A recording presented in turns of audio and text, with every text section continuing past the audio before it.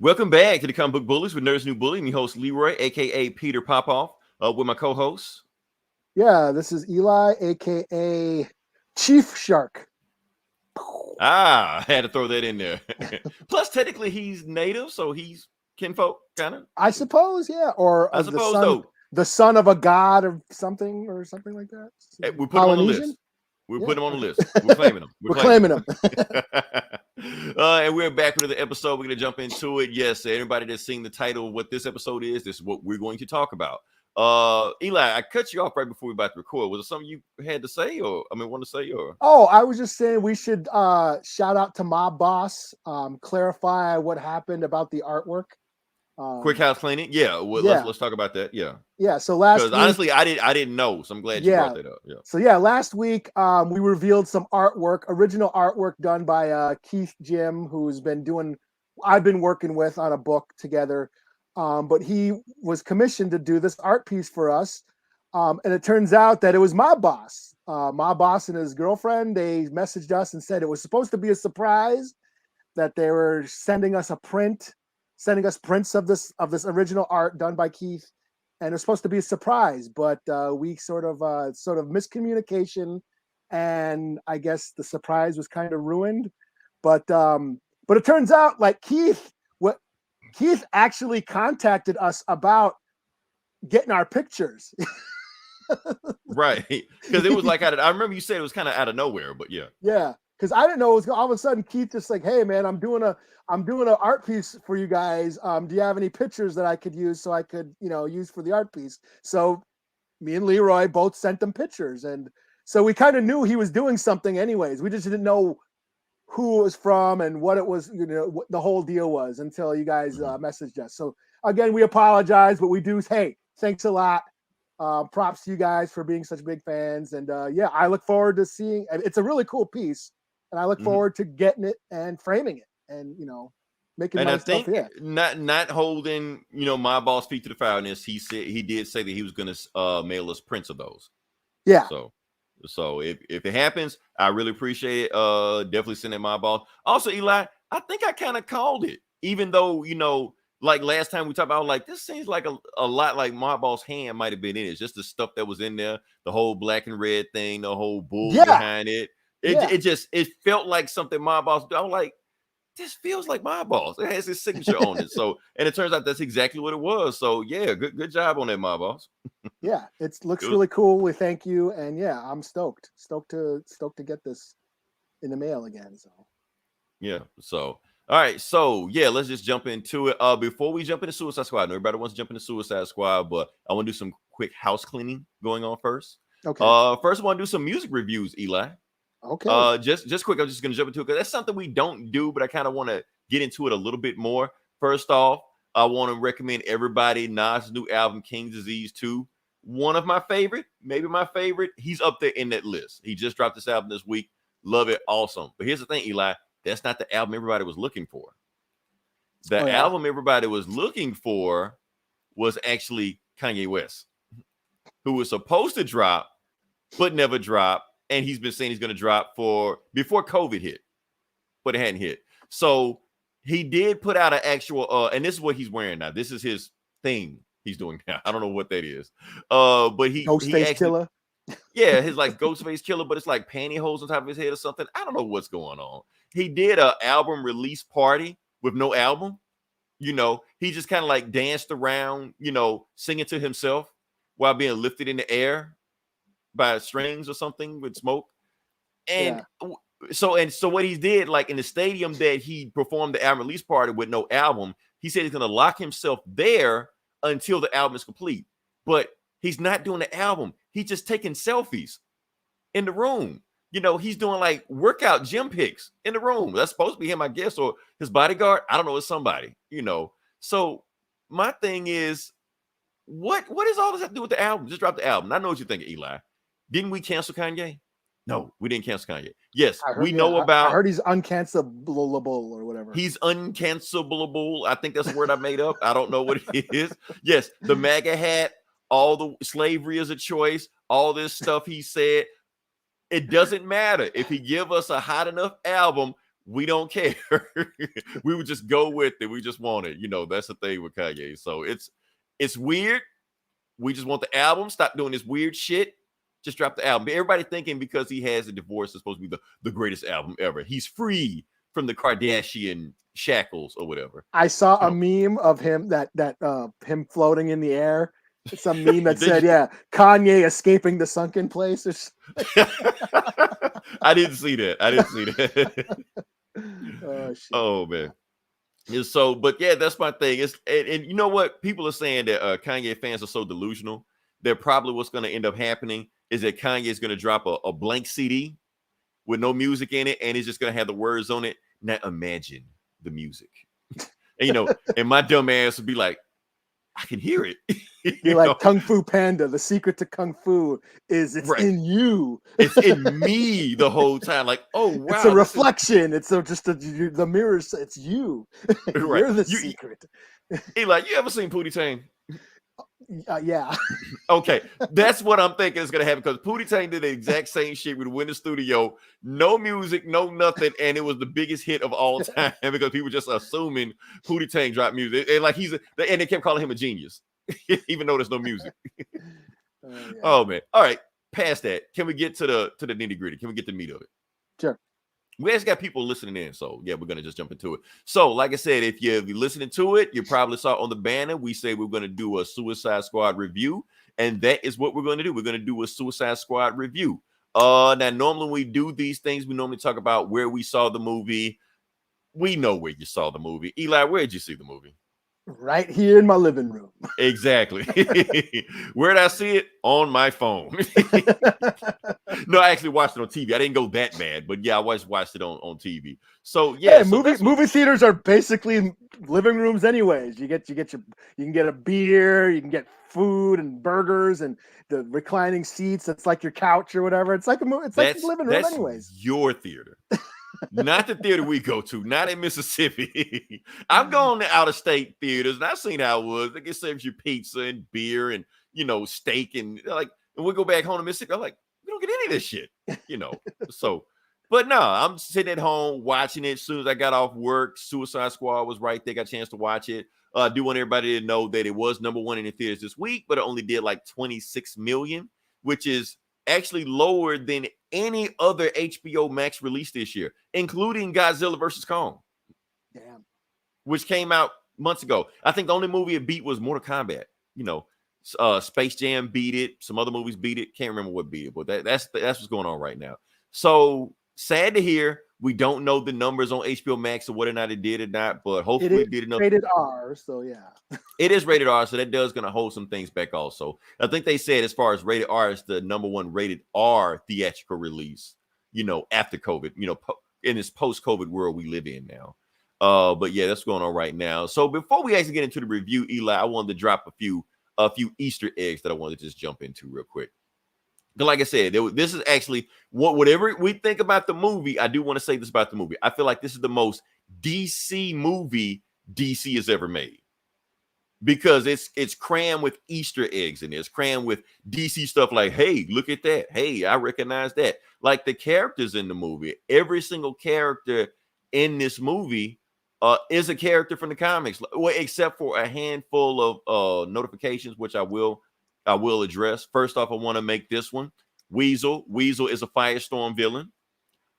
Savant is a Batman / Birds of Prey villain. Captain Boomerang, we already know he's a Flash villain. King Shark, which we talk about, I'm pretty sure in depth, actually surprisingly is not an Aquaman villain. No. He's a Superman villain, a Superboy villain, even though he does fight, Aquaman from time to time. Yeah, and he's shown up on the Flash TV show. He's shown up on everything. DC loves King Shark. He's been on Harley Flash. Quinn. Yeah. He was on Harley Quinn. He's in this movie. He's in that new Suicide Squad video game coming out next year. He's been in the DC. So any adaptation they have, King Shark will show up. Meanwhile, we can't get a Superman sequel for shit. But they love fucking King Shark. Well, anyway, I digress. Let's move on. Ratcatcher 2 is a Batman villain, but actually Ratcatcher 2 actually doesn't exist. It's only Ratcatcher 1. Ratcatcher 1 never had a daughter. But anyway, it's a Batman villain. Moving forward, Polka Dot Man, Batman villain. Old school Batman villain. Around the 1960s, Adam West times when he showed up. Did he pop up in the Lego Batman movie as just like a joke? Yes, he was. He was in the Lego Batman movie along with Conor McKing, which I'm glad Conor McKing wasn't in this movie because I would have been hurt if they killed him. So Harley Quinn, we know Harley Quinn. Bloodsport, Superman villain. Like I said, we addressed that in there. Peacemaker. Peacemaker is a little different. Okay, let me take some time to explain Peacemaker. Now, Peacemaker actually isn't even originally a DC character. He's a Charleston character that's created by the late great Steve Ditko, you know, the same creator of Spider-Man, same creator of Doctor Strange. The thing about Peacemaker is that it's the same way he is. He kills for peace and all the stuff like that. He's actually the inspiration for the comedian in Watchmen. I'm trying to see if I can find it, but I can't find it. Fuck. Oh well, doesn't matter. Yeah, he's the inspiration for the comedian in Watchmen. So that's the thing about yeah, well, didn't Alan Moore want to use those characters first before he created the Watchmen? Right, that's the thing. So Alan Moore wanted to take all of those characters that was from the Charleston era, like The Question, Blue Beetle, Peacemaker. It's a big one. Captain Atom. He wanted to make those characters. He wanted to make them be the Watchmen. DC saw what he was going to do. Like, no. So basically, he made his own versions that was based off those characters. That's why The Question looks like Rorschach, Captain Atom looked like Dr. Manhattan, and Peacemaker like a comedian. Which is why at the end, when Rick Flag says the Peacemaker, what a joke, that was a nod to the to the comedian Peacemaker whole thing. So little Easter egg right there. Moving forward, we're just gonna breeze through the rest of these guys. What else we got here? Blackguard is a Booster Gold villain. Mongol is a Superman villain, but she's also the daughter of Mongol. But he's got a bunch of kids, so it doesn't really matter what happens to her. Javelin is a Green Lantern villain because he's yellow, and Green Lantern's weakness was yellow. So there you go. TDK is a weird one. The Detachable Kid, he's actually was created just for this movie. However, he has the same powers as Arm Fall Off Boy, who had the powers to remove his arm and beat people with his arm. So that's the thing. And Milton was Milton. Stop with the Easter egg digging in YouTube videos. Who is Milton? Where he came from? Nobody cares. Milton was Milton. Let it go. So that's my thing. And what is this? Oh, yeah. Another Easter egg I'm just do right quick. The Court of Maltese. The Court of Maltese Island itself is an Easter egg because it's actually created by Frank Miller in The Dark Knight Returns. It's the first time Court of Maltese was ever mentioned.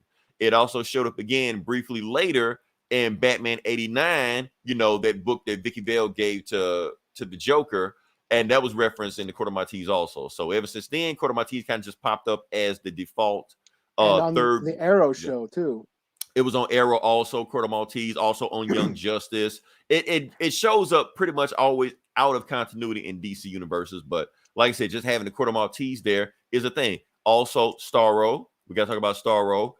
He is actually the first Justice League villain that they ever fought. The one they've gotten together. So basically, Starro is the Justice League Loki. Funny thing is, Zack Snyder says Starro was too goofy to ever put in one of his movies, and here he is in James Gunn's movie. So screw you, Zack Snyder.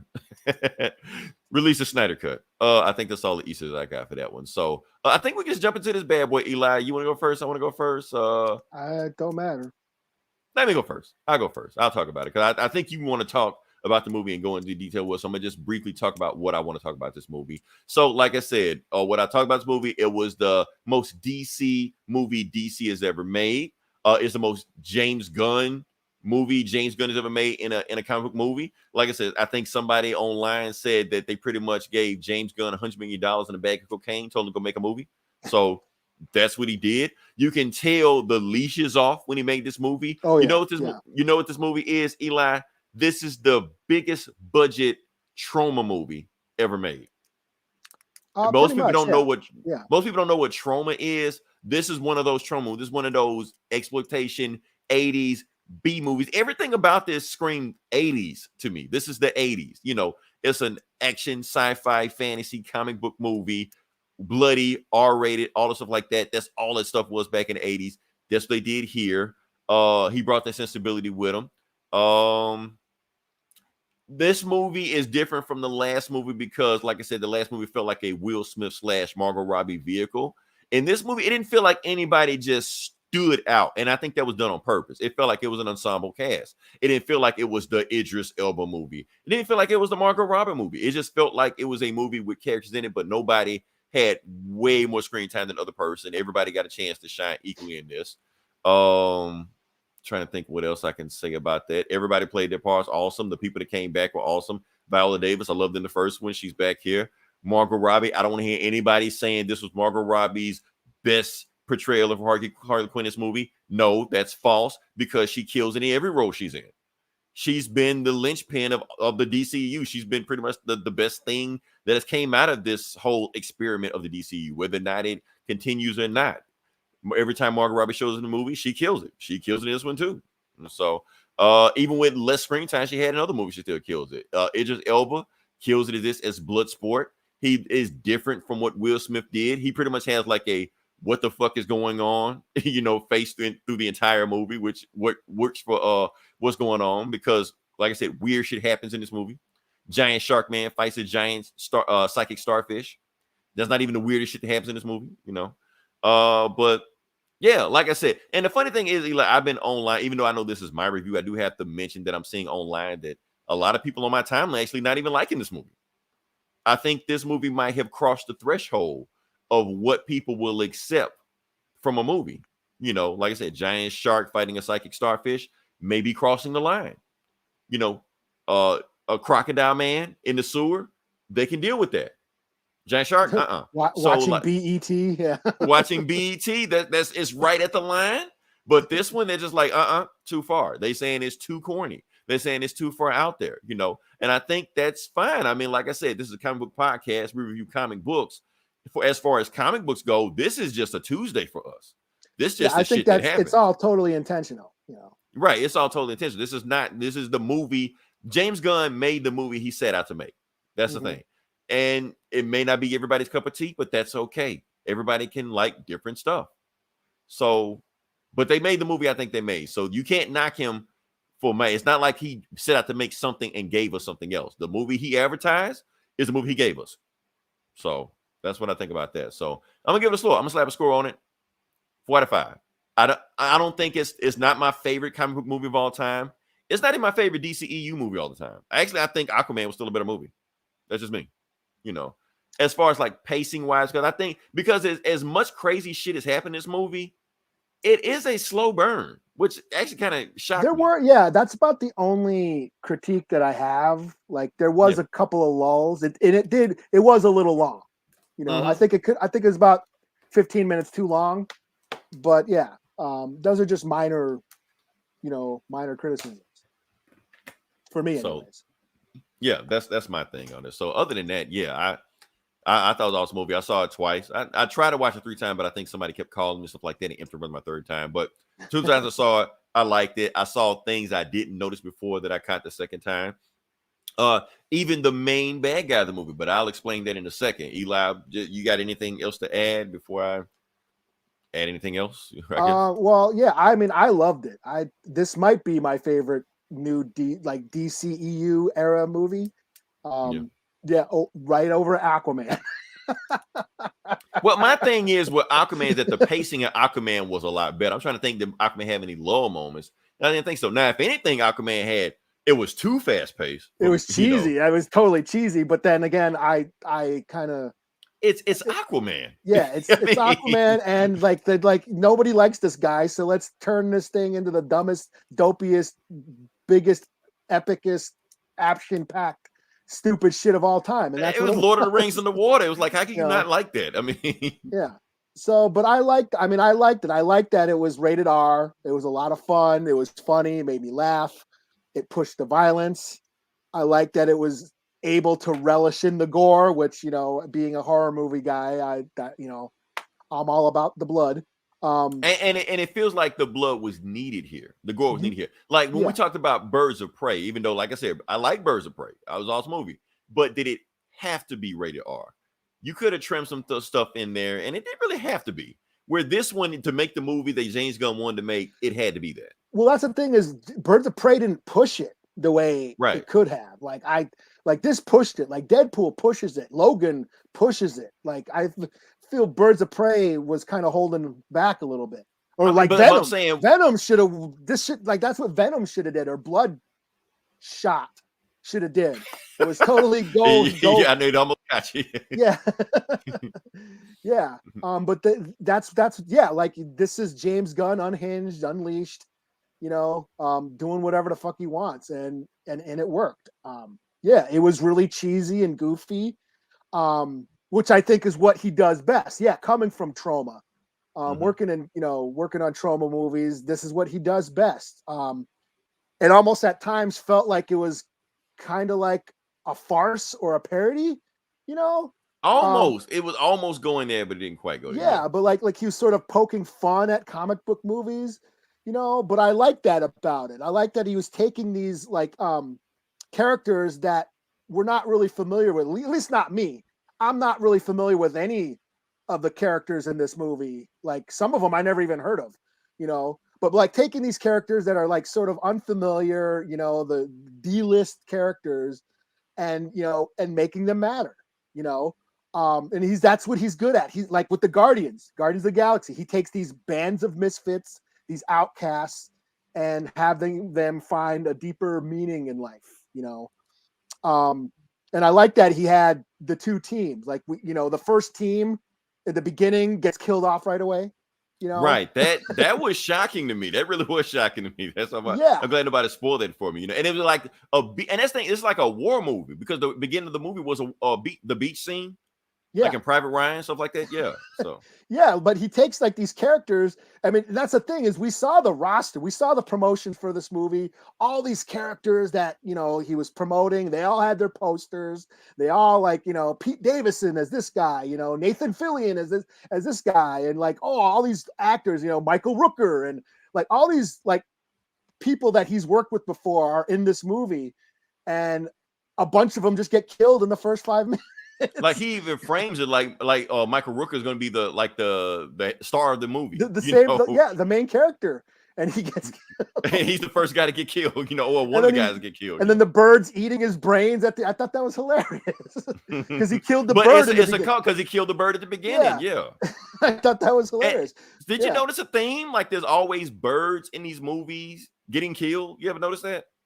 I know there's like a in lot the of, other scene. Yeah, there's a lot of like dark humor, in a lot of James Gunn's movies. That's just how he's got a fucked up sense of humor. That's why he got fired in the first place from Disney. And why DC snatched him up the moment he got fired, right? Yeah. But yeah, I like that, he sets up this team and then they get killed right away. And it's almost like he's making light of these characters, sort of pointing out or acknowledging how dumb comic books can be, right. How dumb and cheesy they can be. But at the same time, to us fans, that these stories are important to us. And then the rest of the movie proceeds to show us and highlight how these characters can have meaning and can have like emotional story arcs. And, these dumb, cheesy characters mean a lot to the fans, And that's what he does. He takes these misfit characters and pumps all this heart into it. Like in the end, it's like a heartfelt drama. We have the character arc between Bloodsport and his daughter. Right. And even like he even treats Ratcatcher too like his surrogate daughter. In the movie, pretty much. Yeah. Yeah, and like him being afraid of rats, and then at the end, the rat is sleeping on his lap or whatever. He pets the rat. Yeah. Yeah. Because the rat saved him.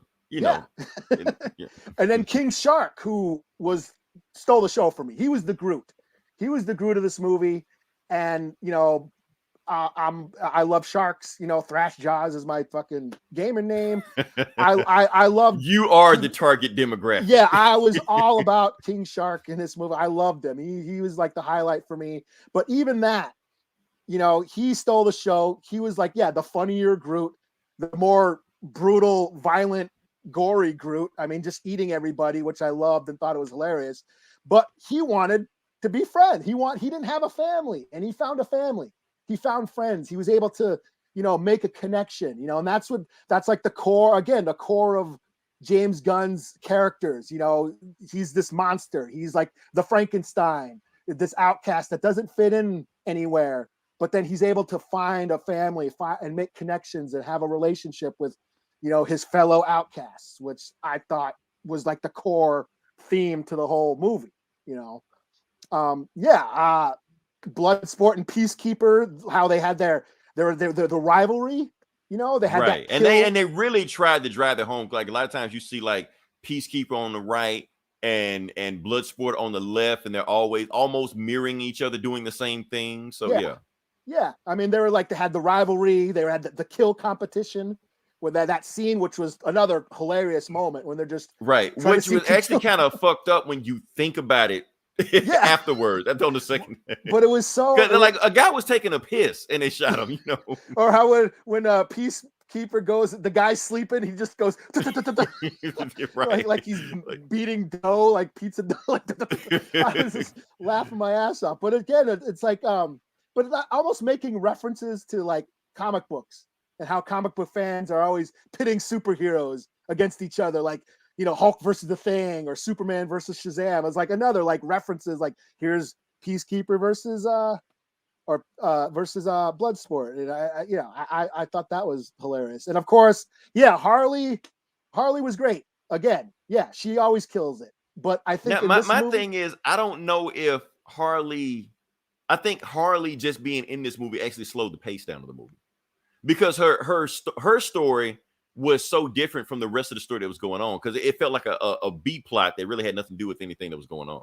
Yeah, I mean, I think people were. Yeah, I think she was the star of the last one, or one of the stars of the last one, and I think she was sort of like really secondary, you know. But the parts that she was in, I think as a character, you know, and I think that's why it added to her character. Yeah, that's the thing. I think that's why people are saying this is the best we've seen her, is because she's grown so much. We've seen her grown, and in every movie she makes steps towards this, you know, emotional growth. And like, you know, she ends up killing the dude because of the red flag, you know. Right, but if you've seen the other movies, you understand why she do it. Yeah, like if you just walk into this movie and never seen anything and she shot the guy, you're like, what? She crazy as hell. But if you know Harley, it makes sense. And that's the crazy thing. Like, and she said, I need to do the healthy thing and kill you. I didn't even think this was loaded. Right. You know, and then they all come and surround her. She's like, yeah. I thought that was great. But then the flowers, when she goes on the shootout and she's shooting up everybody, and then she sees all the flowers exploding. I thought that was great. Yeah, you know, because in her mind, right? That's not only is it like focusing on her mania and her like insane point of view, but I mean, I don't know if I'm reading too much into it, but I kind of felt like, you know, James Gunn was kind of getting a little bit of Stanley Kubrick esque here, where he was like sort of how Clockwork Orange sort of makes a commentary on, you know, violence as art and entertainment, how we question, like meant to question, why are we entertained by violence, you know? And here's Harley Quinn shooting up all these guys, and instead of blood and brains, it's flowers bursting out. Right, you know? Because that's the thing. Because in Harley, if you think about it, for her, violence is euphoric for her. Yeah, it's as when she's at peace, when she's causing destruction and chaos. Yeah. So that's the thing with Harley, and it was like that. You know, it was an awesome scene. Like every scene Harley had in this was an awesome scene. Yeah, and that was one of my favorite scenes in it, just where her just chopping up people and shooting them and machine gunning them and stuff like that. So like, that was awesome. Just glad she was in it. Yeah. So I just like that, because if it would have just been brains and blood, it would have been fine. But the fact that we're seeing flowers and, you know, this sort of chaotic, damaged beauty of violence, you know. And I can't remember the song that was playing over it. It was like a certain song that was playing. There was a bunch of like songs that were like, I can't remember what was song, but Jim Carroll, The People Who Died, which was at the beginning of the movie. The people who died. That was in Dawn of the Dead, Zack Snyder's Dawn of the Dead, which James Gunn wrote the script for. So I thought that I was making that Easter egg, that connection. Okay, it's all connected. Yeah. But yeah, I think in the end, I think James Gunn was basically saying "fuck you" to Disney with this movie. You know? Oh, that's somebody. I think I saw online that there's like a more specific reference to that. Now you can read this in what you want. Rick Flag was wearing, like, through the entire movie, was wearing a Bugs Bunny shirt. Okay. Oh no shit. So yeah, he was wearing a Bugs Bunny shirt, and I think what the shirt says, like, obstacles meet opportunity, or introduce opportunity, something like that. Basically, like a fuck you to Disney. That's what a lot of people read. Yeah, I'm that, about to watch that shit. But yeah, yeah. you Warner Brothers let him off the leash. They let him do whatever he wanted. You know, he had all these fucked up jokes about killing kids. You know, Right. You know, Weasel. Oh, Weasel ate 27 children, and you know, you know, all this over the top cartoony violence, just basically doing everything Marvel wouldn't let him do. You know? Right.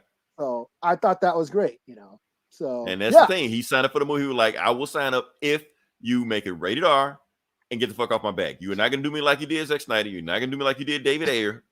You get the fuck off my back. Let me make what I want to make, and just go from there. And that's and you can feel that this movie has a voice. This doesn't feel like a movie by committee, you know, like the last Suicide Squad was. Like, you could tell that movie was chopped to pieces. This one felt like it was James Gunn's movie. It was his narrative. It was his voice. So let's talk about that. Now, let's talk about the bad guy of the movie. Okay. The movie is nothing but bad guys. The movie is nothing but villains, but there's a very specific villain in this movie that everybody seems to be ignoring, and that's the United States of America. Oh yeah. They're the villains of the movie. That's the why, government, the man, government, the man, the system. You know, that's the thing. People keep talking about. I see a lot of reviews about this also. Like, I'm so glad this Suicide Squad movie isn't woke and it doesn't have a political agenda. I'm like, this movie probably is more political than a lot of other superhero movies you complain about. Like, Captain Marvel's not political. This is political. You know, the whole movie is about how the United States government uses a third world country to do their dirty work. This is shit they do. Look up Ronald Reagan, and I'm not talking about the shit they show on Fox News. Really look at this shit he did back in the 80s with Nicaragua, with all the shit he was flying with the Contras. All the shit he was right. Yeah, they want to blame this shit on all the drug dealers in Harlem and Compton, shit like that. They had to get it from somewhere. They didn't fly it over here. Somebody had to fly that shit over. Well, it's funny because Corto Maltese is sort of a reference or like a callback to Argentina, which is where a bunch of Nazis went and hid out after World War II. They all went to South America. That's referenced in the X-Men movies and shit.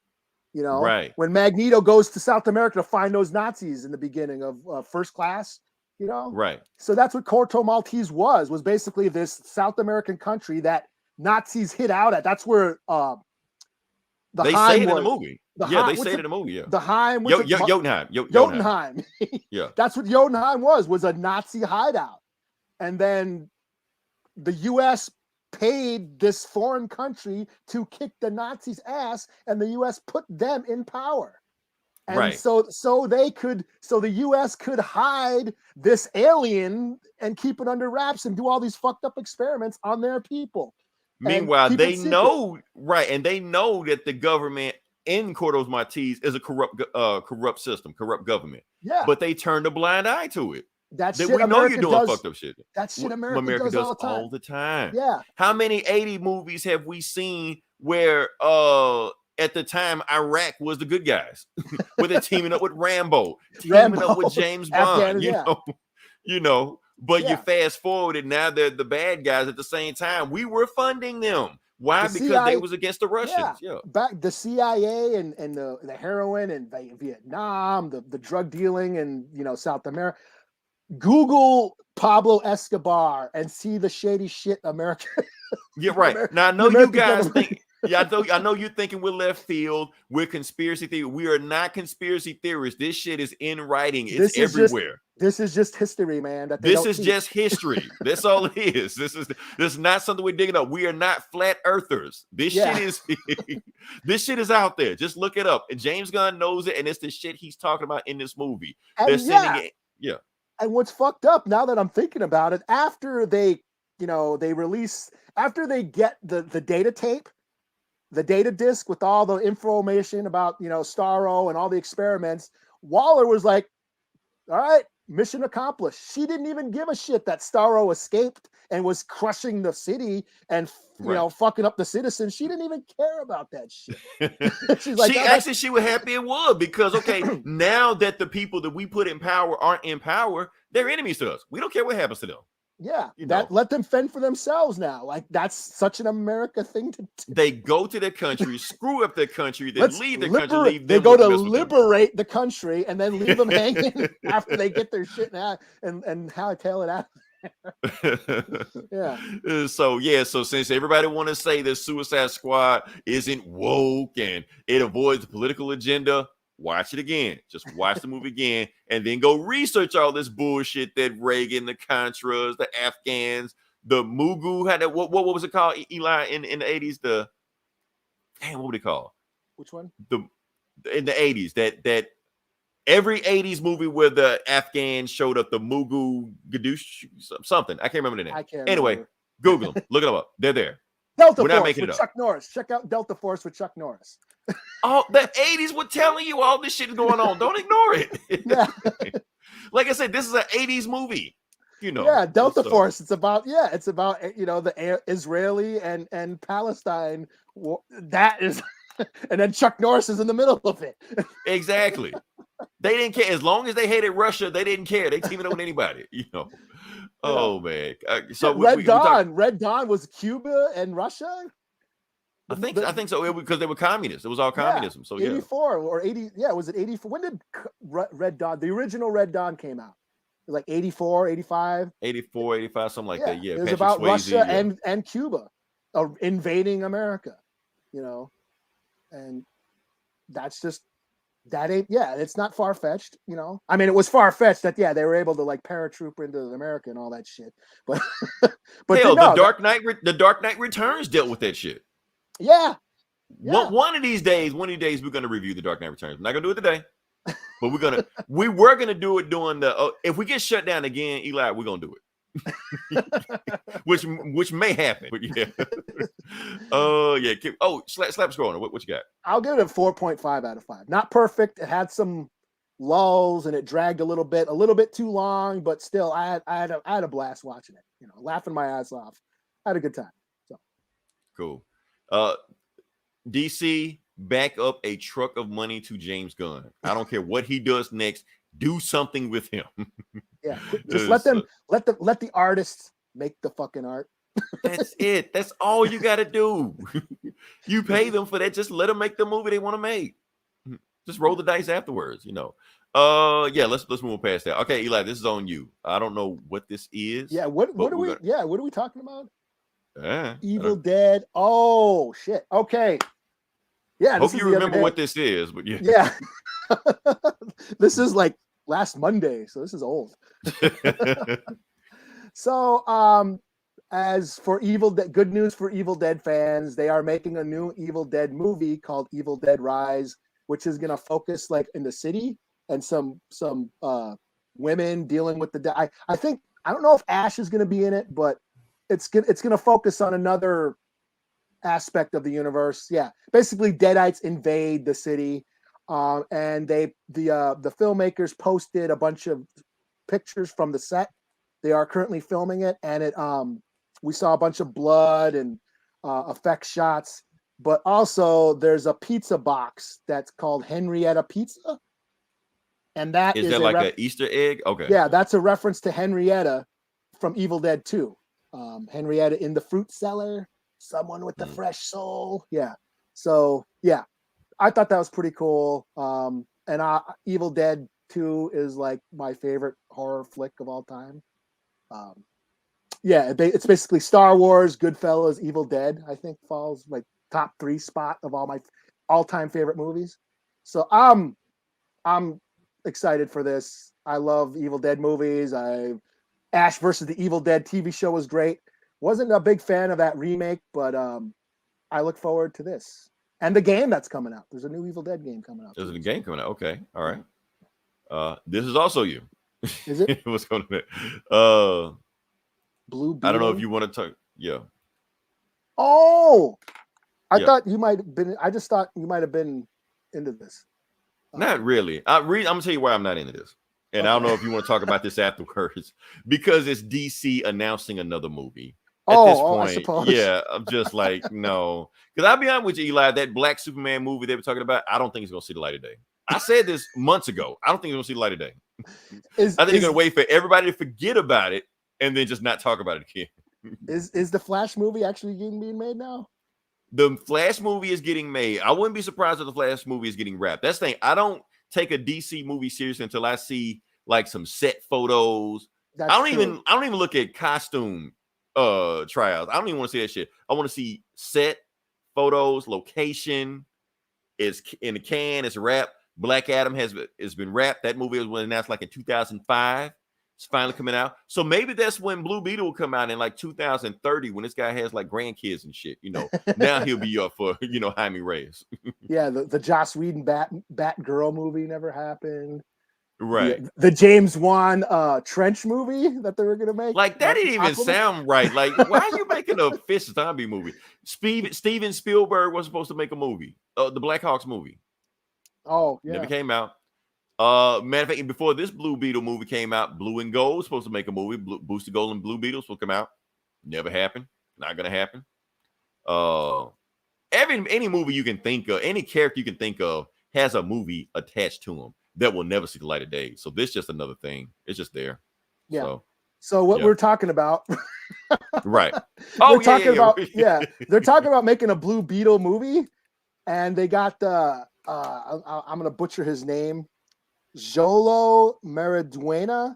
He's Miguel from Cobra Kai. He's supposedly been cast as Blue Beetle. So that's the word. We'll see if it ever gets made, like Leroy said. But yeah, we will completely forget this movie ever existed. And when it does get announced again, it will be a different guy. Probably like 5 to 10 years younger than him because he'll be aged out by then. Yeah. All right. This is also you. Oh yeah. Oh shit. Okay. Yeah. I wanted to talk about this shit. So Star Wars Galactic StarCruiser. This was announced like years ago because they're doing the Star Wars Galaxy Edge or whatever, the theme parks. The Star Wars Disneylands have been popping up.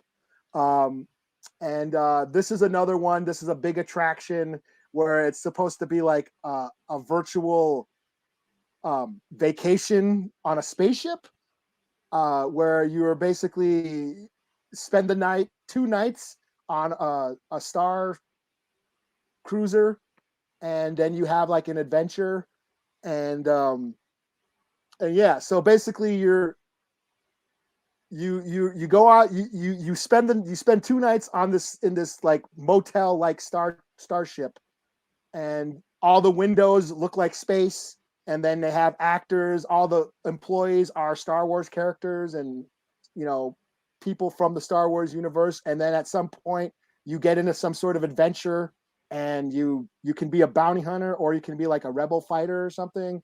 And you have like an adventure that you would live out for the 2 days. And you get to eat and drink food and drinks that are inspired. Like you can drink blue milk. Blue milk? Okay, yeah. Yeah. Okay. And like can you drink it right off the teeth? Right off the the alien teeth, the alien nipple. I want to be Luke Skywalker. So yeah, this is like supposed to be this big, huge, interactive, immersive experience. And they finally announced when it's opening. It's opening next year, and the pricing, how much this will cost. So it's basically the most basic package for 2 people, for 2 guests, is going to be $6,000. What? Yeah. Okay. No, that's okay. The best deal I think is a family of 3 or 4, which is also $6,000. Yeah, no. That's just the admission. That's just the price to get in.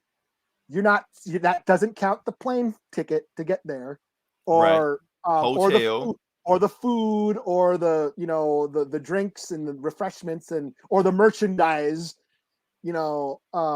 Yeah. Disney had lost their damn mind. Yeah, and basically you're stuck there. They're basically kidnapping you for like 2 days. You can't leave. You're stuck in this room. I mean, I guess it kind of sounds fun, but you can't. I don't think you can leave. Right. So you're basically paying them to kidnap you. Right. Good luck for taking somebody else with you to see that shit for $6,000. You pay $3,000, I pay $3,000. We go half. I'm like, no, that's not gonna happen. Yeah. I'm like, for that kind of money, like Mark Hamill better be there. You know, right. Like Harrison Ford better be there. Ray better sleep in my room. Like, right. Those Twilight chicks. Yeah, I want 2 or 3 of them in the room with me. Yeah, at all times. I want to be totally Jabba on my throne. They don't even have to be famous actors. Just have them feeding me frogs and shit. Right.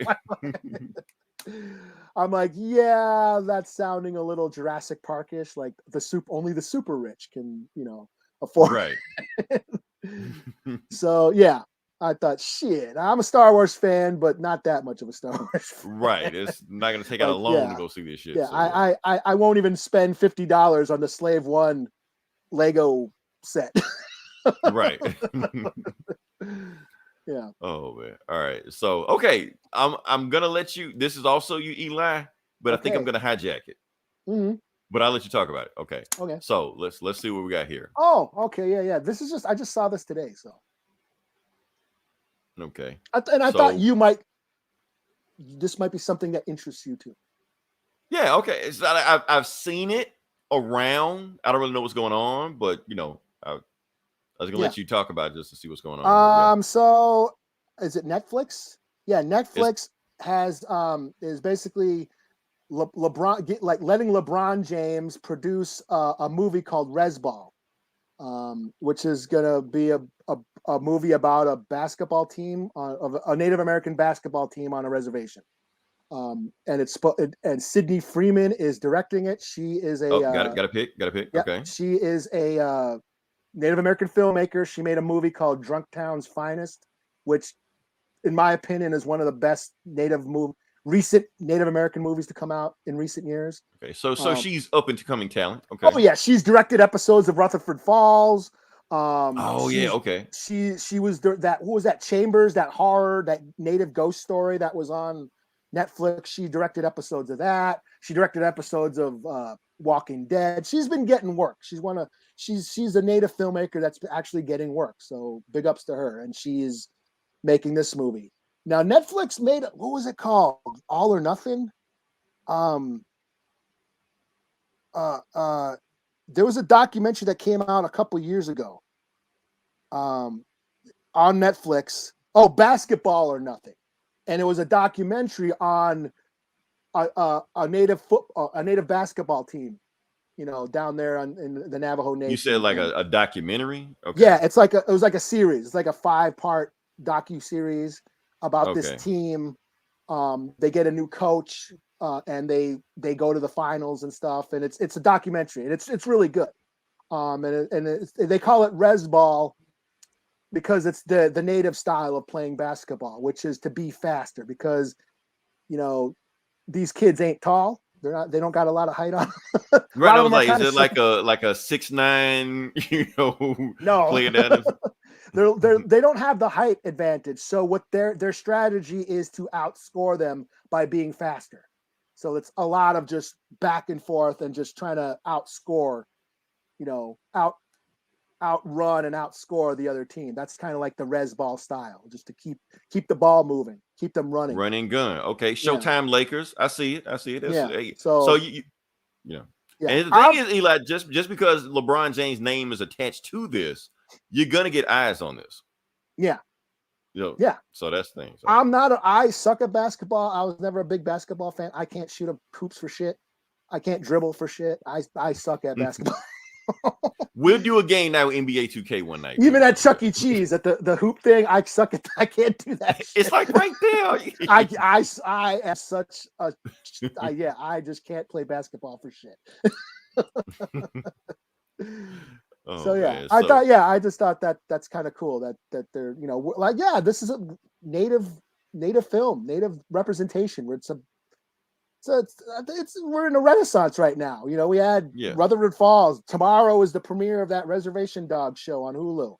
You Hold know, up, got a okay. yeah, Boom. There we go. Blood Okay. Quantum came out. We got, you know, Deb Holland in Congress. You know, more even in comic books. You know, natives are coming up. You know, so. Yeah, but like I said, you're gonna get asked just because LeBron James' name is attached to this. Like I said, he only came to Hollywood, the LA Lakers, to go to Hollywood to get his name out there. Like he got Space Jam 2, he's got this. He's even remaking House Party. Like, okay, with who? Some people. Who's gonna be in it though? People I don't even know. It's some millennials. I don't know. It's whatever like that, but some up and coming comedian stuff like that. My thing is people that's like, House Party is a sacred cow. Don't touch House Party. Like, it's House Party. They made like 4 of those fuckers, man. Just make another one. Who cares? House Party is not like some sacred cow you can't touch. It's not Citizen Kane. It's House Party. It was popular at the time because of that dance that Kid and Play did. And that was it. It's not cinema or anything like that. State property 1 and 2. No. Yeah, it's like people don't remake Unbound. Who cares? Make it. Fuck it. Who cares? So yeah, LeBron want to make another one. Make another one. What do we got here? Oh, we got Twitch. Choosy Lover. Let's men sweatpants, please. More. Yes, please. That's the Twitch channel we have for us. Yeah, that's definitely coming from a Twitch channel. We get those awesome comments from there. So yeah, can we move on past that? Oh, well, sure. Okay, this is us. This next one coming up. All right. Vidja game section. Now, we have an announcement to make. Oh, yeah. For all you Twitch, since people are looking at us on Twitch right now, making awesome comments. So we do want to drop this on there that we are going to do on Friday the 13th. We're going to do a game night with Friday the 13th. Like I said, this is where I've never played the game before. Eli swears up and down by this game that, you know, he is the greatest at this game. I never said that. Okay, so like I said, I'm the black guy in the movie, so I know I'm gonna die first. I'm not worried about it. It happens. I will be a stereotype, you know. Anybody, you could be a white chick. I'm a white chick in the movie or in the game. They die too, so it's like shit. I'm dead no matter what happens. You know? Yeah, but I'm like the virgin, kind of frumpy white chick. You know. So you don't have the big tits, you got the small. Yeah, tits. I'm not. Small tits, they always live. So yeah. Yeah, I'm not the promiscuous chick. I'm like the one that's, you know, the one that that's not sure about making out with the dude she has a crush on. That ends up the final girl. That's, you know, who makes it towards the end of the movie. Okay, so and I just want to show people this one thing. Like I said, Friday the 13th. Now, if you look at it, it is on sale right now. If anybody else wants to jump in on us, inbox me on the Comic Book Bullies message board. Do not personally inbox me. I will not answer. I'm sorry, just letting you know. But yeah, you have, what is this? $3.74. It's on sale for $3.74 right now. If anyone wants to buy it, if you have PS Now, which is me, I have PS Now right now. You can just buy that for like $10 a month, and you get to play the game. So anybody been checking out? I've been playing Virtua Fighter 5 on the site, getting my ass kicked, but that's okay. I'm learning. I'm progressing. What do we got here? Let's see. Mr. Poopy Pants. Yes, exactly. Oh, Mr. Choosy Love. Why I call you Poopy Pants? I don't know why I call you that. Anyway. But yeah, that's all I got to say about that. So yeah, check us out this Friday, Friday the 13th. It's easy to remember. Friday the 13th. We'll be playing this game. My first time playing it. We're gonna jump into it and see how it goes. I haven't played it in like a few years now. I got to re-download it. I deleted it off my hard drive, so I have to re-download it and shit. And Gabe is going to join us too. So I got plans on how to advertise this, how to promote this, how to actually do the stream. Even though I never played the game, but we're gonna go from there. So yeah. Yeah, and I never streamed live, so I've never. Yeah, this is a first for me too. Like I've never. Oh, it's fun. It's fun. You're gonna love it. Live or anything like that. Shit. You're gonna love it. I'm gonna have everything set up. Basically, what we're gonna do. I'll let you know. I'll talk to you after this. We're gonna talk about the ins and out mechanics of streaming and shit like that. I probably should say to people listening, but I don't want y'all stealing our secrets. So yeah. So let's see what we got next. Like I said, this is Comic Book Bullies, where we talk about the comic books. And Eli, you got more books than I do, so I'm gonna let you go first on that one. Okay. Well, since this is the Suicide Squad show, I will review the Suicide Squad. All right, Suicide let's jump. Squad, Get Joker, #1. Why does it remind me of Smoking Aces for some reason? Kinda. Okay, Yeah. even though I haven't Yeah. read the book, it just reminded me of a concept of Smoking Aces. So yeah. Yeah. Yeah. So yeah. So Suicide. So this is Whoops. Okay. So yeah, Suicide Squad, Get Joker #1 by Brian Azzarello wrote this. And I know some people are like, Brian Azzarello, he's I'm one of okay, those people, but okay, boomer and all that shit. Yeah. So this has basically this has Jason Todd, Red Hood, leading a Task Force X on a mission to get Joker. And is that Wild Dog? huh? That is Wild Dog. Yeah, it is. He's like the comedian. He's like what's his name? Peacemaker, like the right wing. What's his name from Falcon and Winter Soldier? John Walker. Yeah, he's like him in this. So basically it starts out with we have kind of the history of Jason Todd, how he was a Robin, and then he got killed by the Joker, but then the Lazarus Pit, revived him, and then he became Red Hood and all this shit, and then he got busted, got thrown in jail. Then he got Amanda Waller basically approaches him, like, "Yo, I'll give you, I got a deal. You get your sentence reduced if you lead, the Suicide Squad on a mission." And so they get, we get Firefly, Silver Banshee, some dude named Pebbles that I never heard of. Never heard of Pebbles. Meow Meow, never heard of her. So basically, those two are gonna die. Gotcha. Okay. Plastique, she's an old school. She's old school. Okay. Yeah. The Yonder Man, a teleporter. Wild Dog. Okay. Wild Dog. Old school. And he was on Arrow. Wild Dog was on Arrow. So yeah. And Harley. So they go get dropped in Gotham to go find the Joker. And they find him at a bar, or there's like a bar with the Russian mob, and they go in and they see the Joker at the bar, and Harley just goes right up to him, and just shoots him in the back of the head. Well, that's a quick book. Okay. But it turns out that wasn't the Joker. It was just some Looney Tune dressed up as the Joker. And then this scene right here that I got. That's like everybody in the bar, like going, guns. They all pull their guns out on each other. Oh, the Mexican standoff. Okay. Yeah. So I love that trope. So there's a big shootout. They escape, and then Jason is like talking to Waller, and it's like, "Hey man, there's a setup, man. There's something. The Russian mob, blah blah blah blah. Somebody knew we were coming. All that shit. Basically, they've been double crossed. Oops. Oh crap. Not that. That's not what I wanted. I'm trying to get the what do you call it? Okay. Let's see. So basically, while Jason is on the phone with Waller, the Joker busts in to her house. Oh, in her house. Okay. Yep. And as you can see right here, the Joker is skinny Waller. Okay. Yeah. So, and the Joker is dressed up like Alex from Clockwork Orange. So there's a bunch of Clockwork Orange references. First of all, Jason Todd's prison number is 655321, which was Alex's prison number in Clockwork Orange. And then here's Joker busting into Amanda Waller's apartment dressed like the Droogies from Clockwork Orange. And interesting. And the Joker, basically, this was fucked up. I did not expect this. The Joker proceeds to Jason Todd the shit out of Waller. Wow. Oh, she got fridged? Oh, man. And Jason's on the phone. And here... Oh, so he hears it the whole time. He hears it. And here's the thing now, in Clockwork Orange, there is the infamous Singing in the Rain scene that is very disturbing and one of the most fucked up scenes ever put on camera.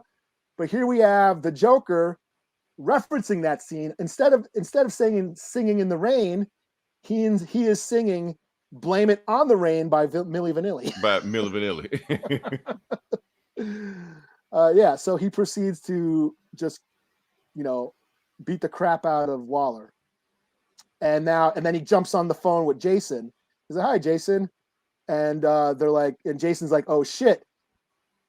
Joker has the box that can control their microchip." So the Suicide Squad is microchip with the bombs and shit. So at any moment, Waller could like blow them up.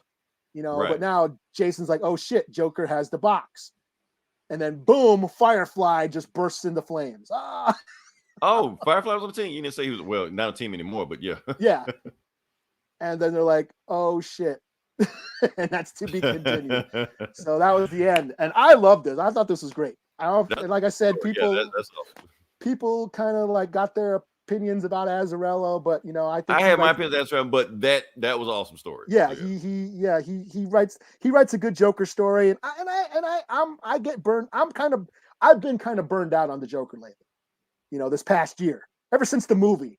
Like all the Joker shit. Because I don't even think that's the only Joker book that came out this week. Yeah, and like the Joker War, and they just Jokered the shit, the Joker 80th anniversary. Just so much Joker crap lately, and I just got burned out. So I was a little reluctant to check it out, but then I ended up really digging this. So this is a 4 out of 5, and I think I'm on board for this. So nice. Yeah. Okay, so I guess it's up to me. Okay. Yep. So next book. Well, the first book I'm going to do is going to be X-Men #2. I know I said I was going to jump off this train. I'm done with it, but no, nothing else I want to read. So I like, screw it. I'll go ahead and read X-Men. Why not? Just see what's going on with this one.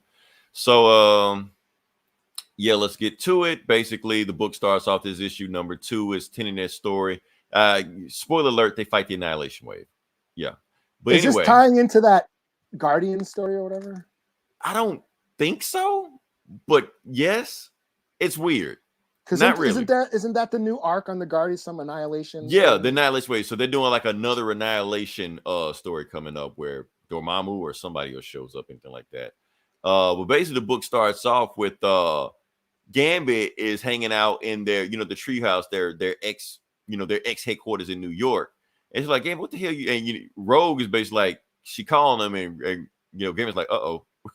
Like, let's go ahead and finish the game, guys, before she gets down here. She's like, Gambit, what the hell are you doing here? Remy Etan LeBeau, says the whole name. You said you had a card game hours ago. Why the hell are you in our headquarters with a bunch of supervillains playing card games, knowing the paparazzi's outside seeing it?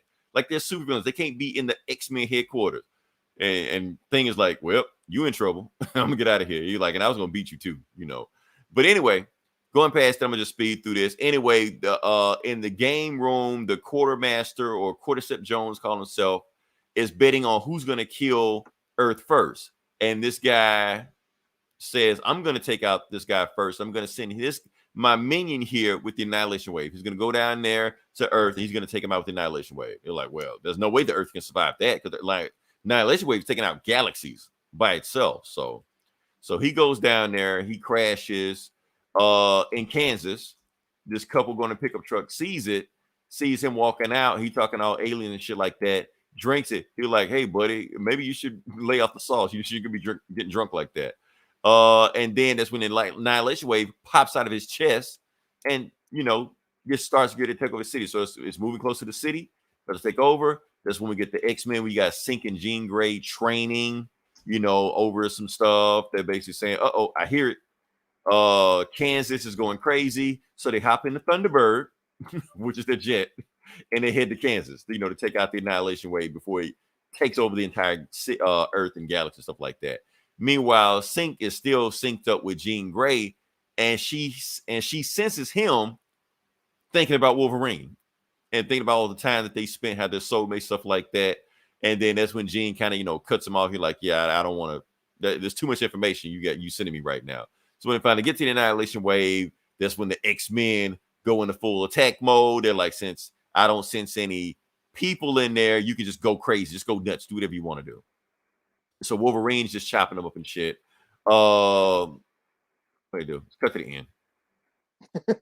Yeah, it's so Cyclops says, not Magneto, his daughter, Polaris, throw a big bubble over the city to stop the Annihilation Wave from taking over the city. But right before the big bubble throws up, Jean Grey's psychic ability combines with Lorna Dane's magnetic ability and enhances her where she can get a mental image of those guys. So she's like, before Sunfire, before you blow up the annihilation wave, let me go inside and see exactly what they're thinking. So they go inside, and she can sense like the last images of where these guys came from.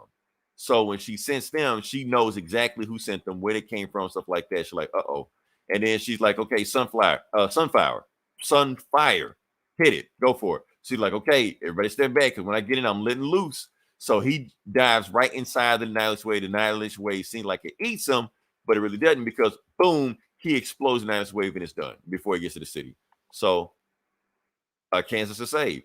So the Kansas guy, before they hop on the Thunderbird, the guys, they actually X-Men fans, and Deadpool just like that. Hey man, since you saved the city, why don't you come over there? Let me buy you drinks, get you a burger or something like that. And he was about to decline, but then Jean Grey's like, nah, we're gonna do it. We're gonna jump in. And so they go to the cookout, and he gets a burger, and that's how it ends. But before it ends, we get a picture of a guy named Dr. Stasis killing his family or whatever, and some big cat butler type dude named Bornin hauls him out of there. So apparently the X-Men, resurrecting people isn't public knowledge. And they're trying to figure out how is it when Cyclops got shot in the face with a shotgun like in issue 1 2 years ago is now leading the X-Men. How is that possible? They know how to resurrect. We need to figure it out. Book. So, it's whatever. It's old school. This is old school. This old school stuff, what you expect from the X-Men. It's like the old school team-up books. Bullshit happens at the beginning. They fight a big monster. Bullshit happens at the end. Rinse, repeat. I'm pretty sure it will pick up then, but it's just a classic X-Men blow shit up type book. So, yeah, that's all I got. Well, for this anyway. Okay. I guess I'll go to Immortal Hulk. Okay. Number 49. Let's see. Trying to get my image up. Let's cool. See. Oops. What is it now?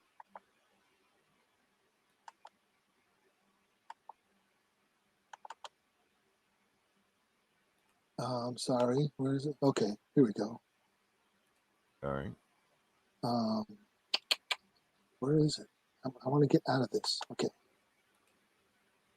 Okay, not that. Technical difficulties. Yes. Yeah. This is why Leroy runs the show. Is this not? Oh, I think this is a web image. Oh, okay. Oh, okay. Well, that image ain't gonna get shared. So let's just. It's a way to do it. The way I do it, I upload it to Facebook and then download it from there. Okay, so I'll just start with this. That's why it was only I shared. Okay. So I'm doing an Immortal Hulk number 49, the penultimate issue in this series, in Al Ewing's Immortal Hulk run.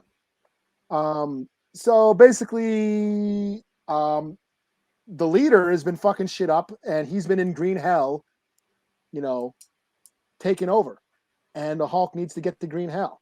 So Jacqueline McGee, that reporter, and She-Hulk are accompanying him to, try to get to green hell. They go to New York for the Avengers' help, but the Avengers end up just attacking the Hulk.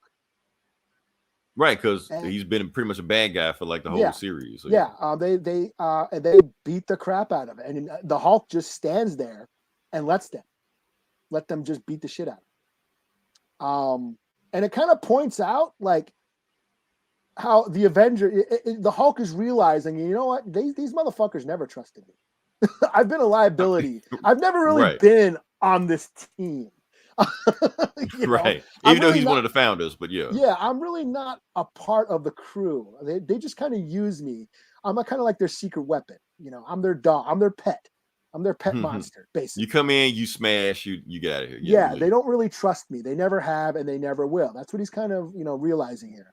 But he just sort of takes the beating because he's letting all the violence and the beating that he's taking is basically giving him power. So then let me get to the Fantastic Four show up. and like, hey, Bruce, come on, let's get you out of here. And they take him. It turns out Reed, smartass Reed, has built a doorway to Green Hell. Usually you got to die. How did to he get know there. about it? Right. How did he know about it? Oh, I think there was some stuff. Yeah, it's Reed. It's Reed. Yeah, okay, never mind. He's always building some shit that goes somewhere. So usually you got to die to get to Green Hell. But now Reed built a portal to Green Hell. He's like, you know what? Here, we're going to help you.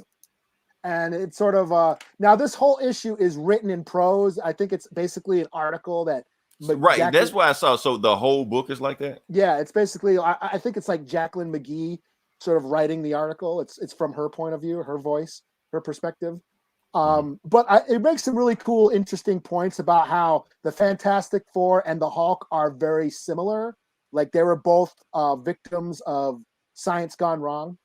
You know, where Hulk is like the worst, is the darkness, the fan side of that coin. You know, they're the family. They're, you know, they have relationships. They're a family. They're a family. Hulk is a loner. Hulk embodies rage and anger and hatred and guilt and trauma. The Fantastic Four are all about, you know, they're a family unit, you know, unity, you know, let's try to save the world, all that stuff, you know, peace versus chaos. That I thought that was really interesting. And basically like, hey, we're going to get you out of here and help you. So they go through they just end up going through the portal to go, and that's it. It ends there. And the next issue is the last issue in this series where they're the big finale. They're going to go face the leader in Green Hell. And that doesn't come out till October. So. Oh, wow. So, okay. They got time to plan for that one. So yeah. And it's supposed to be a big, huge finale too. Probably a double size issue and shit. So. I mean, it's been one of their best selling books. So yeah, it's got to go out with a bang. Yeah. This is a modern classic for me. Yeah. I've been all about this since the get go. Yeah. Plus they're gonna put it in a trade and everything. So when it's all said and done. Yeah. 4 out of 5. Pretty cool. So. Cool. All right. So what do I have next year? Eli, I'm surprised you didn't read this next one, Sinister War. No, I didn't. No, I wasn't really feeling the first one, so I kind of like, why not? So yeah, so that's the next book we got now, Sinister War. Basically, what it is: Sinister Six versus Sinister Six versus Sinister Six versus Sinister Six versus another Sinister Six versus Sinister Syndicate. Whole bunch of guys fighting each other to get the Spider-Man. So it's kind of like Get Spider-Man. That's what this is. So to basically explain what the book is. So so like I said, Dr. Octopus is going after Mephisto, but that's the B story. The A story is, like I said, another Sinister Six team is going after Spider-Man in a graveyard with Taskmaster, the Foreigner, Slide, Black Ant, Chance, and Jack-o'-lantern, and they're going after him. So they're trying to get him, and you know, they're blasting him and stuff like that. And they're actually kicking his ass because there's too many of them. But before they can, and they actually have a flashback happening beforehand, they were robbing a bank. And before they could do it, they all got kidnapped by those tentacles, which is Kindred's tentacles. I was trying to say it that fast, and it just blinks out on them. So, but then Spider-Man gets snatched up by another one of his villains called Overdrive, and they snatch him out of there. And while Overdrive is going, another Sinister Six team shows up with Shocker, Hydro Man, not Captain Boomerang, just Boomerang. I forgot it's Marvel. Speed Demon, some other guys, and they do their thing. So Hydro Man blows water in everybody, you know, and they're like, well, at least it's better than sand. At least I didn't get sand all over everywhere. And Shock is like, oh, wait till you see what comes over here. So he shocks Electric Current, Hydro Man, and everything that Hydro Man is, you know, liquefied gets shocked. So Shocker takes them out. Shows them earlier, they were getting drunk at the bar with no name. And they also get kidnapped by Kindred. So yeah. So while they're getting away, they get stopped by another Sinister Six team. But here's the thing: they're not technically a Sinister Six team because it's 7 of them. Because the 7th member shows up, boom, and stabs Spider-Man in the back. So it shows them earlier. Who is and that? they're complaining. I don't know. They never say. They just say it's a seventh member, And they're actually about should we recruit it to the team, And they're like, we can't recruit it to the team because with Sinister Six, if we have a seventh member that makes us look, bad. Like we just change the name to the Sinister Syndicate, and it makes sense, because we have to change our image because we've been teaming up with Spider-Man too much, so it makes us look like we bad guys, So, but then they get kidnapped by Kindred. So all these Sinister Six teams finally wake up that are in everybody's head he implanted while they were asleep. And then he basically shocked him in the head right now. He's like, look, this bug is eventually going to kill every one of you, but whoever brings me the head of Spider-Man will live. So clock is ticking, tick-tock, get on it. So that's the book. So that's what's going on. That's why all these Sinister Six teams going after him. Meanwhile, the other Sinister 16, like the real Sinister 16, they just want to kill Spider-Man. They don't give a shit about Kendrick. They just want to kill him. So, yeah. So, everybody's trying to kill Spider-Man. That's what the book's going on right now. Yeah. It's whatever. Like I said, Nick Spencer is wrapping up his run. So, 3 out of 5. That's cool. All right. I'll do this Spirits of Vengeance, Spirit Rider, #1. Okay, because I heard about that, but I didn't know what it was about. So, yeah. This is the Native American Ghost Rider. Okay. Spirit Rider. Yeah. So Kushala, is that her name? How do you say it? Kushala. She first appeared in a Doctor Strange. She was like the Sorcerer Supreme back in, the 1800s or whatever, because natives can't be in modern times. Right. So she's here now, or how does that work? Yeah, I haven't kept up with this. Yeah, I did buy that. I did have that issue of Doctor Strange where she made her first appearance, just because I gotta represent and put my money where my mouth is and buy.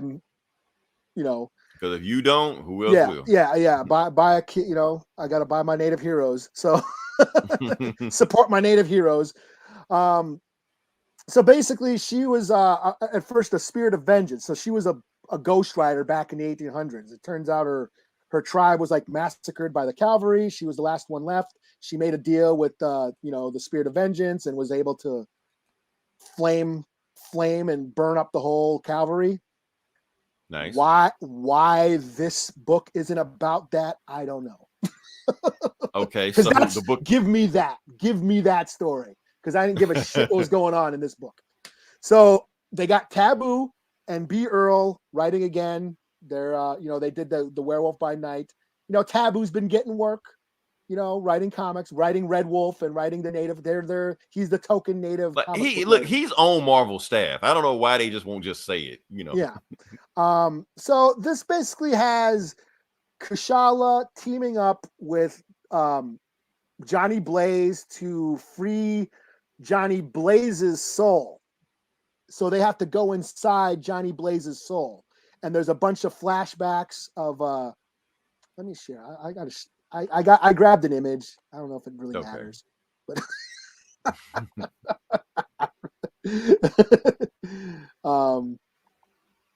yeah. So there's the name. Yeah, that's her. And so she's basically helping Johnny free his soul from the spirit of vengeance. There's a bunch. He goes through a bunch of flashbacks of his life. He meets his dad, as a kid again. He meets his mom.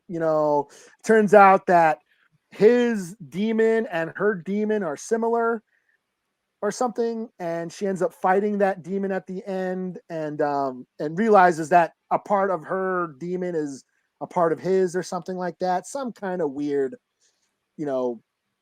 mystical mumbo jumbo, and she basically saves his soul. But now she realizes that she's connected to the demon too. So now she's got to go and fight it as well. And this, I think this is an ongoing. I'm not sure. This felt like kind of like a one shot, but it says it looks like she has something to do now, I guess. I don't know. This was like really disappointing. I really wanted to like this, but it's very long and very wordy. it is kind of stereotypical. This is just the shaman helping out the white guy. That's like, that's whole I'm stereotype. disappointed in the Black Eyed Peas guy and just it was Taboo. full of so much like mystical, new age, esoteric, philosophical, spiritual, right, like talk. You know what I mean? It was so much of that in it. And it just was a drag. It just dragged. Yeah, I was like, man, I was kind of bummed out at the end of this. I was like, you know what? Hey, big ups to Taboo. Props to him for, representing and all that shit. But he's got a job, man. Doesn't he have a job? He got it, doesn't he? He hadn't rapped in like 15 years, man. Sing and dance and rap, but that's what he does, right? Why doesn't he just go do that and let like nobody wants to hear him do that. There's some awesome native talent out there that are like writers that could, give them a job. You know what I mean? Right. And that's the thing about Marvel. I mean, it's basically just, he's a celebrity hire. Yeah, he's the token celebrity writer. Right. Like Coates was for Black Panther. It's like, right. Or all those Def Jam rappers that that wrote for whatever that was, Method Man or whatever when he wrote. Oh yeah, he's got a book coming out too, doesn't he? I hope not. He does. No, he does. He's got some character for Marvel. Marvel's letting him make his own book. Yeah. Oh my goodness. It's gonna sell because Method Man's name will be over whatever character it is he's writing. So. Yeah. I was really disappointed. I really wanted to lie. I was really looking forward to this, and I was just like really bored. I was really bored with it.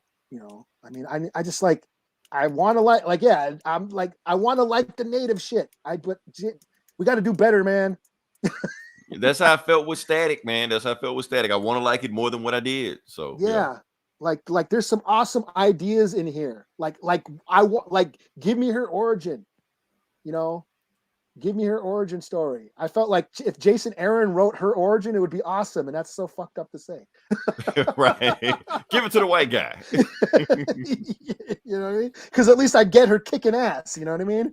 This is just a journey. I mean, there's a bunch of oh yeah, Johnny, but some of it was just so cheesy. Like Johnny Blaze is making these really dumb jokes. Easy peasy, lemon squeezy. I'm like, really? Oh, you wrote that? You typed that out and made me read it? Like, what the fuck? It was like really cringy attempts at trying to be humorous. Oh my goodness. And I was just that wasn't even funny back when he was rapping. But anyway. So yeah, this was just a big letdown. Yeah. Oh well. All right. Sorry, not sorry. Yeah. Oh well. Yeah. Next book I got is I'm gonna do a Suicide Squad. You did the Suicide Squad Black Label book. I'm just gonna do the traditional Suicide Squad book, the one that came out this week. I hadn't been following Suicide Squad at all, but I was like, why not? Give it a try. See if I can jump into this bad boy, because obviously if it's a new book out, they want you to jump into it, see what you think. And the cover is interesting because Bloodsport is on the team now. Bloodsport hasn't appeared in a DC comic since the 80s, but he's on the team now, and he's getting his head crushed, not by Superman, by Ultraman. And I'll explain what's going on in a second. Because Waller has sent Bloodsport on a special mission since the multiverse opened up in the DCU. She's sending him specifically to go to other multiverses to recruit members for the Suicide Squad. So he goes and he sees Black Siren, Black Canary's the evil version of Black Canary. He tried to recruit her, but he gets stopped by Ultraman. He thinking that he can shoot a kryptonite bullet at Ultraman, which would kill him like it was Superman, but Ultraman actually gets stronger with kryptonite. So the only reason he doesn't kill Bloodsport because he wants to know where the kryptonite came from. Where can I get more of it? So Waller, I'm just going to skip this because some bullshit. Oh, and I'm going to tell you the members of the Task Force S. You got whoever this chick is. Talon from whatever. Nocturna, Batman villain. And I think that's it. And Superboy. Superboy's a member. And Peacemaker's also on the team also, but he's doing some other bullshit. So anyway, Waller sends them out to go to Earth 3. She says she has just enough power to get them there for an hour. And then after that, if you don't come back in an hour, you're going to be stuck there. That's what Waller tells them. Go there, get Bloodsport, get Black Siren, and get them back over here. And yeah, so they go over to Earth 3 right before Ultraman does some bullshit. Oh, side plot with Peacemaker, don't care. Oh, Peacemaker looking for Swamp Thing. I think she's trying to recruit Swamp Thing to the team. But yeah, they go there. They're listening. It's like peaceful. They're in Metropolis Earth 3. And the thing is, Superboy, like everybody's acting like, how is Superboy on this team? He doesn't even know why he's on this team. He's just here. So, but then that's when they find out that what's going on. So they see a big fight going on there. Ultraman and Superboy fight, and Ultraman just goes in and he's like, "Man, you weak as hell." That's what they call for Kryptonians over there. And I can see your DNA. You're a clone of a clone, so you're not even worth my fight. So Ultraman's not taking him seriously. Oh yeah, the Suicide Squad member Branch. I forgot about Branch, but it doesn't matter about Branch because Ultraman kills him, rips him in half, and blows his head off. So that's why we don't care about Branch. Rest in peace, Branch. And they fight some more. Oh, and he said, "Let the rest of you chill out." And then he freeze breaths him. Now tell me who this Waller person is, and where can I get some more kryptonite? And that's when Nocturna mind controls Black Siren to do her thing. Anyway, they fight some more. They get Superboy out of there right before he gets ready to kill Ultraman. Somehow he gets to drop on Ultraman. Waller gets him out of there. They go back to, I think, Tokyo or some shit. And she's saying they got to make a drop off because you got to do something else. But while they're doing that, Superboy is met by Superboy. Why? I don't know. They're supposed to be the same guy, but they're not the same guy. Oh, it's the multiverse. That's right. I keep forgetting it's the multiverse. So yeah, that's what's going on right now. So next fight, Superboy versus Superboy. So yeah, I picked up. I don't know what the fuck's going on. So there you go. So pretty easy for me. So yeah, what else you got? I guess I'll do my Star Wars War of the Bounty Hunters minute or segment. Cool. Because I read, I read Bounty Hunters number 15 and the 4 LOM and Zuckuss. I always thought it was Zuckuss from the 80s. Did somebody? Oh, so these are old characters then. Yeah. Okay. So 4 LOM and Zuckuss, the tie-in. So both of them. Bounty Hunters number 15. Of course, this is the War of the Bounty Hunters event that's going on. Everybody's trying to find Han Solo frozen in carbonite. Every bounty hunter in the galaxy is after him. Boba Fett lost him from Crimson Dawn, the gangsters that were in the Solo movie, and they had a big auction trying to get him back, and everyone's basically trying to get the bounty. Been kind of all over the place. This sort of the Bounty Hunter book is Bounty Hunter and Star Wars are basically the two that are kind of sticking to the main plot. Whereas all these, there's just so many other tie-ins that are all over the place. But this one kind of brought it back. We're back with Dengar and Valance. They go to Canto Bight, trying to find Solo. They get double-crossed along the way. And basically, they finally get in contact with Boba Fett, and they're going to go meet him. That's that book, but also it ties into 4 LOM and Zuckuss. Zuckuss and 4 LOM, they're those bounty hunters. They were on the bridge in Empire Strikes Back. Zuckuss looks with the big eyes, looks like a bug, and then he had a droid 4 LOM. This sort of ties into that. It goes into a flashback of one of their older jobs and how they met, and also they got double crossed on a job, and the gangster reprogrammed Zuckuss or 4 LOM to kill Zuckuss and gave him a big giant spider body. So this was basically them fighting, like Zuckuss fighting his partner, his robot partner, as a spider. Pretty cool. I actually enjoyed this tie-in. It was a cool little profile on these characters. But they end up joining up together with Dengar and shit. So and that's about it. So I actually enjoyed this tie-in. And this is more, we're getting back to the main plot of the story of the main characters. Because this is there's like how many tie-ins? It's like 30 books, 40 books in this series. Oh, so it's like a big crossover with this. And it's going till October. So there's like 5-6 books a month till October. And I'm only reading a couple of them. Wow. Okay. So both of them get a 4 out of 5. this was more focused. So. Okay, cool. All right, so last book I got. I actually have 4 books. I don't know if I told you about the last one I got.